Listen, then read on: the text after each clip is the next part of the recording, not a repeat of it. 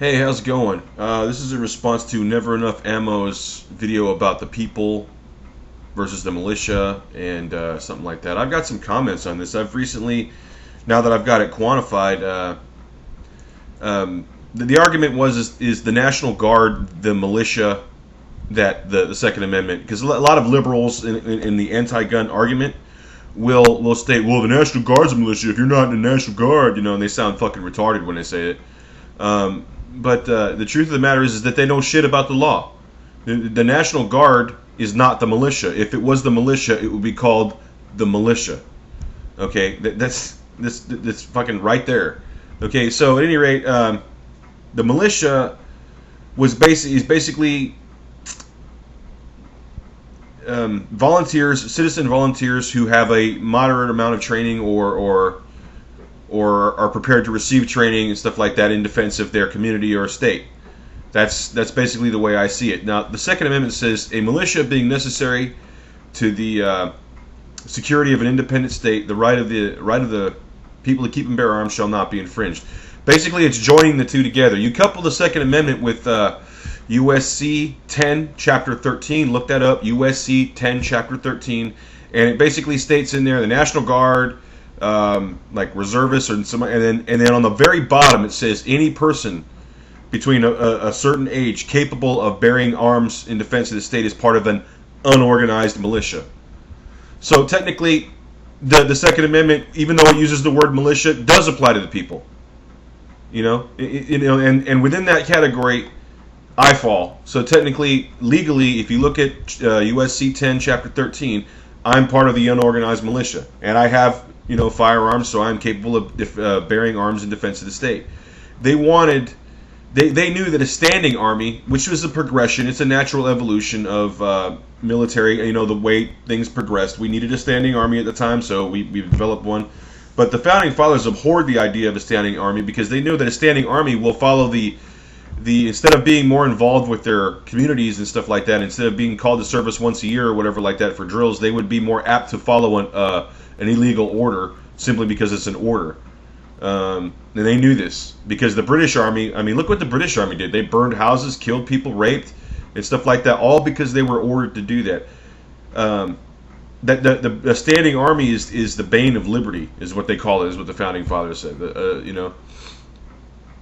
That's why they wanted a volunteer militia comprised of citizen soldiers, because the citizen soldiers, not only were they trained and disciplined for battle, but they also were civic-minded. Once they went home, they're back part of their community again, and that's it. It's over. Their service is over, at least for the time being. You know what I mean? And they're not going to do anything to damage that going home thing. That whole they want nothing more than to do their duty and to go home, and they're not going to do anything to damage that going home part of it. So that's what they wanted. And like I said, the Second Amendment is very clear. The right of the people to keep and bear arms shall not be infringed. When they're talking about a militia, they're talking about a force that can be mustered, from the citizenry. That's what a militia is. A militia is a military grade force or a military component or a defensive force that can be mustered from among the people. If you look at, the ancient Greeks, they practiced this. They had citizen soldiers, the only exception being Sparta. Sparta had a standing army, and that's why they were the badasses of ancient Greece. But Athens had a very tiny standing army, and the rest were citizen soldiers. But all the rest of the city-states, there were so few in numbers that it's like, okay, well, we can't have a workforce and an army. Let's turn our workforce into our part-time army. And that's the way it should be. If you look at the Swiss model, which I love, by the way. I know Switzerland has kind of a socialist flavor, but it works for them. And they're a small enough country to where their people can protest at the Capitol just with a short drive. The country's got like 5 million people in it, something like that. But they have a musterable militia force, and they call it a militia, of 500,000 citizen soldiers. And each armed with their own gun that they have in their home, that they keep in their home. And when they retire, if I'm not mistaken, they keep their weapon. So, from 18, I think, to 48, you're technically part of the Swiss military, whatever in whatever capacity. You have a pistol. If you're a tanker, you keep a pistol. If you're a rifleman, you keep a rifle, et cetera, whatever. If you're an officer, you probably have a submachine gun or a pistol or something like that. And I love that model. I love that model. Now, granted, they don't have a choice in the matter as to whether or not they serve, but still, I think that military service or community service of some sort fosters civic virtue, I guess, for lack of a better term. And so let's make no mistake about it. This is my interpretation. A militia being a well-regulated militia being necessary to the security of an independent state, the right of the people to keep and bear arms shall not be infringed. In other words, and they tie this very closely together. They're tying the militia and the people together in a nice bow. And basically saying that, if you look at the writings, you couple the Second Amendment with the writings of our founding fathers, they wanted the militia to be a musterable defensive force comprised of citizen volunteers. And that's just all there is to it. So the idea that we do not have the right to keep, military grade weapons is fucking asinine. Because how are we going to defend? So it's again, it's pretty clear that the militia is comprised of the people. But if we're going to go up against an actual standing army, how are we going to defend if we're not at least comparably equipped and have a modest amount of training, marksmanship training? How are we going to compete with that? This is the first within my lifetime is the first time I've ever heard it come into question that citizens should not be allowed to carry what the army carries. And I'm talking about grenades and rockets and shit like that, and tanks and whatever. Explosives. I'm talking about infantry weapons, small arms. So basically, back in the Revolutionary War, they had powder-loaded muskets. During the Old West, they had lever-action rifles, and we did too. Civilians had powder-loaded muskets through the Revolutionary War, just like the Army. We had lever-action rifles, just like the Army during the Old West, like post-Civil War. World War I, the Army carried bolt-action rifles. We carried bolt-action rifles. They were perfectly legal for hunting and whatever. They carried semi-automatic pistols. We could carry semi-automatic pistols, revolvers, comparable to what the police force and what the Army was carrying. At one time, it was legal for a citizen to own a fully automatic Tommy gun. Come on. And the police and the gangsters were the criminal element was carrying those, and the police were too. And occasionally a citizen who had enough money, because Tommy guns were expensive, could go and buy one. You know what I mean? So and then all of a sudden the 40s came around, and then the M1 Garand became popular. Well, it was available for civilian consumption as well, citizen consumption.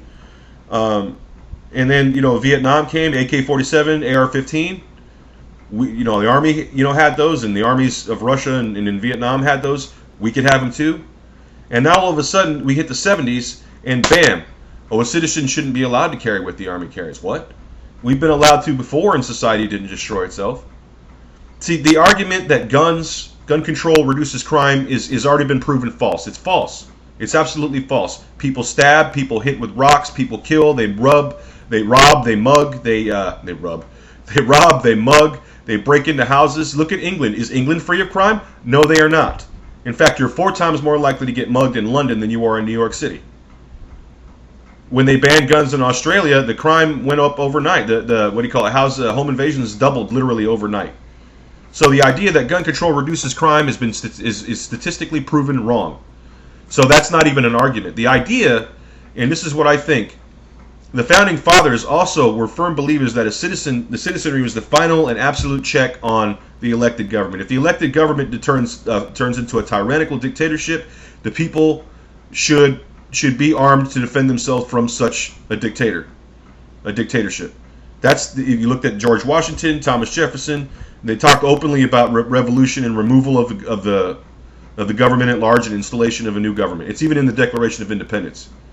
Okay, so it's not extreme to think that the founding fathers thought of they put in a doomsday clause, and that is the Second Amendment. You know what I mean? There's 3 reasons why we have guns. Why the founding fathers believed that we should have guns, and yes, they did. Don't let anybody lie to you and tell you that they did not want us to have guns. Because I have a friend who's a very good friend of mine, a longtime friend. He's a liberal from Boston. He lives in Boston now. He's from here, but and he's like the Second Amendment was designed to put in there. It's they're no longer needed and all this crap like that. And I'm like, okay, so I made my argument, and he's just, of course, a liberal, and he's a very smart guy, very high IQ. But he also, along with that high IQ, comes a big ego, and he thinks he can talk down to people. So when I start smacking down, when I dropped U.S. Code 1013 on him, he didn't have anything to say to that. And I'm like, what happened? Cat got your tongue? He didn't have anything to say to that. Because it's right there. And I encourage you to look up USC 10, chapter 13, and determine for yourself what it says. It says, I tell you what I think it says, But at any rate,